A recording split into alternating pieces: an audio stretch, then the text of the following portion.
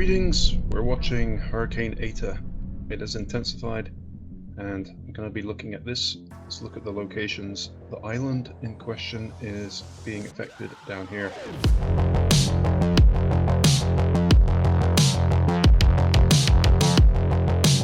It's 7:05 in Nicaragua, 7:05 p.m. and the storm has intensified rapidly and has become a Category 4 hurricane.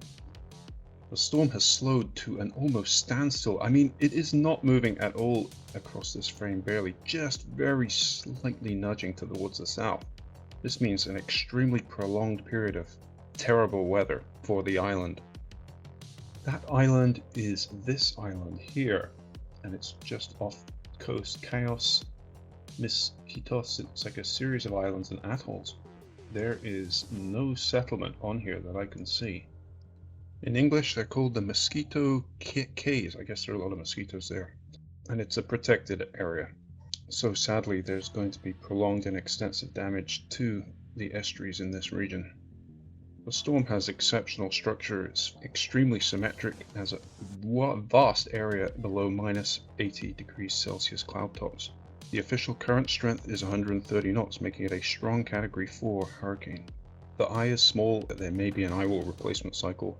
However, there's no indication of one happening yet, which means the intensity will continue to be very strong and potentially get even stronger. The current hurricane warning forecast appears to have a problem with initializing the storm too far to the north, because the storm actually comes to the north of that island before heading into shore. However, according to the satellite image, the storm is already to the southeast of the island. Yes, it's quite clear the storm has deviated down towards the south, well off the forecast track of the hurricane wharf. The latest update model tracks do appear to have a decent consensus though in the storm, now going to the south of that island and making landfall around this region.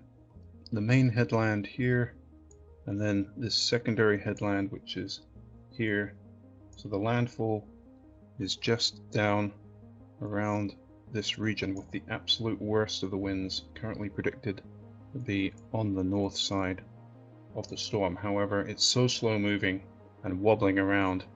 Remember, those previous forecasts actually had it taking a deviation off and up to the north, so I think I'm gonna have to do another update later. I don't have huge confidence in that track. However, with the current track, it does take it in towards Puerto Cabezas. Is in serious danger of a major hurricane landfall if that track comes to be, but I don't think we're going to know 100% until a bit later because it's so slow moving.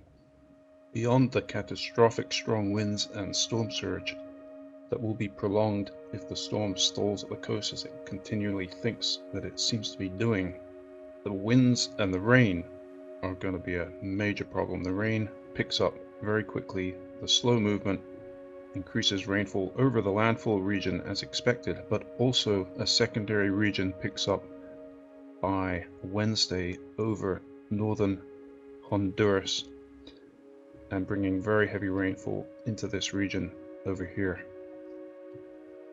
In summary, we're looking at devastating wind damage where the eyewall crosses the northeastern coast of Nicaragua tonight or early Tuesday. There's also going to be a life-threatening storm surge and the continued extreme rainfall threat.